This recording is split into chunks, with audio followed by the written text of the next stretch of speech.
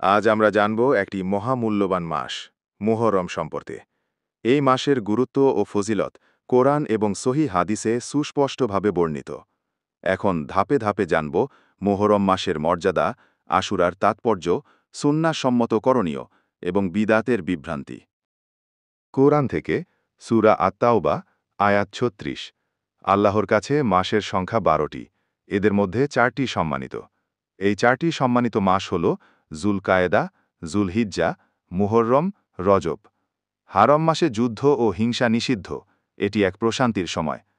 এখানে হারাম মাস বলতে বোঝানো হয়েছে পবিত্র মাস, যেগুলো আল্লাহ কর্তৃক বিশেষভাবে সম্মানিত। হাদিস সহিহ বুখারী ও মুসলিম, ৩টি পরপর সম্মানিত মাস যুলকায়েদা, যুলহিজ্জা, মুহররম এবং এককভাবে রজব। হাদিস সহিহ মুসলিম ১১৬৩।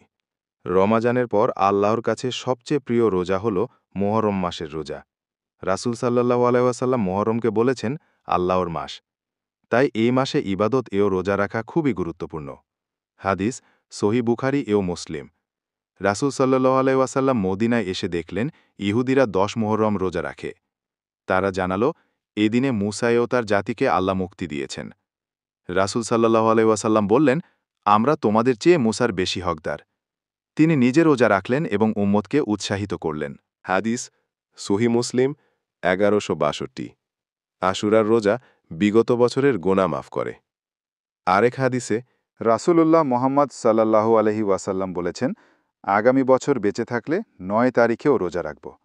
সহিহ মুসলিম হাদিস নম্বর ১১৩৪। কিছু কাজ ইসলামে বিদাত, যেমন গায়ে আঘাত, শোক মিছিল, তাজিয়া বের করা, মাতম ও নাটক। হাদিস সহিহ বুখারী ১২৯৪। যে গালে চড় মারে, জামা ছিঁড়ে ফেলে, সে আমাদের দলভুক্ত নয়। ইবনু তাইমিয়া রহমুল্লাহ বলেছেন, মাতম রাফেদিদের বিদাত। মাজমু উল ফাতাওয়া খণ্ড ৪ পৃষ্ঠা ৫২১। রসুল সাল্লাল্লাহু আলাইহি ওয়াসাল্লাম বলেন, সহিহ বুখারী ২৬৯৭। যে দিনে নতুন কিছু আনবে তা প্রত্যাখ্যাত হবে।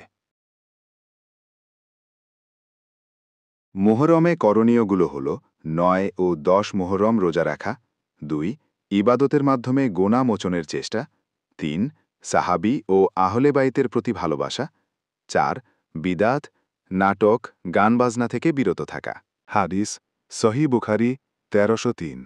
চোখ কাঁদতে পারে, হৃদয় কষ্ট পেতে পারে, কিন্তু মুখে বলো কেবল আল্লাহকে সন্তুষ্ট করে এমন কথা। মুহররম সম্মানিত মাস। আশুরা ঈমানের পরীক্ষা ও ইতিহাসের দিন। করণীয় রোজা, তাওবা, ইবাদত। বর্জনীয় বিদাত, মাতম, শোক মিছিল। হক জানো, হক মানো, বিদাত থেকে দূরে থাকো। দোয়া আল্লাহুম্মা আরিনাল হাক্কা হাক্কান ওয়ারজুকনা ইত্তিবাআহু ওয়া আরিনাল বাতিলা বাতিলান ওয়ারজুকনা ইজতিনাবাহু। হে আল্লাহ, হককে হক দেখিয়ে তা অনুসরণের তাওফিক দাও, বাতিলকে বাতিল দেখিয়ে তা থেকে বেঁচে থাকার তাওফিক দাও। আমিন। ভিডিও ভালো লাগলে লাইক দিন, শেয়ার করুন, চ্যানেলটি সাবস্ক্রাইব করুন। ইসলাম প্রচার করুন, হক কথা ছড়িয়ে দিন।